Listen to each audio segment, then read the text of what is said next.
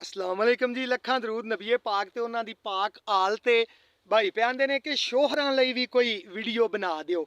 ਸ਼ੋਹਰਾਂ ਲਈ ਇੱਕ ਛੋਟੀ ਜੀ ਨਸੀਹਤ ਹੈ ਕਿ ਜਦੋਂ ਬੇਗਮਾਂ ਪੁੱਛਣ ਨਾ ਕਿ ਇੱਕ ਗੱਲ ਤੇ ਦੱਸੋ, ਫਿਰ ਉਹ ਜਿਹੜੀ ਵੀ ਗੱਲ ਪੁੱਛਣ ਨਾ ਉਹਨਾਂ ਨੂੰ ਉਹ ਸਹੀ ਦੱਸਿਆ ਕਰੋ, ਕਿਉਂਕਿ ਇੰਜ ਉਹ ਉਦੋਂ ਆਂਦੀਆਂ ਨੇ ਜਦੋਂ ਉਹਨਾਂ ਦੇ ਕੋਲ ਪੱਕਾ ਪ੍ਰੂਫ ਹੁੰਦਾ ਹੈ, ਉਹਨਾਂ ਨੂੰ ਪਤਾ ਹੁੰਦਾ ਹੈ, ਫਿਰ ਉਹ ਪੁੱਛਦੀਆਂ ਨੇ ਕਿ ਇੱਕ ਗੱਲ ਤੇ ਦੱਸੋ।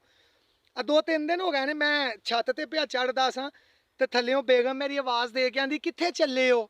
ਮੈਂ ਕਿਹਾ ਮੈਂ ਜ਼ਰਾ ਉੱਤੇ ਬਹਿਣ ਲੱਗਾ, ਧੁੱਪ ਸੇਕਣ ਲੱਗਾ।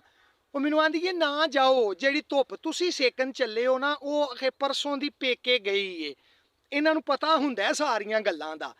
ਉਂਝ ਬੰਦੇ ਏਡੇ ਏਡੇ ਤੰਗ ਨੇ ਬੀਬੀਆਂ ਤੋਂ ਕਿ ਕਿਸੇ ਬੀਬੀ ਨੇ ਨਾ ਇੱਕ ਮਾਲ ਤੋਂ ਦੁਕਾਨ ਤੋਂ ਸਟ੍ਰਾਬਰੀ ਦਾ ਪੈਕਟ ਚੋਰੀ ਚੁੱਕ ਲਿਆ ਤੇ ਵਿਚਾਰੀ ਫੜਕਤੀ।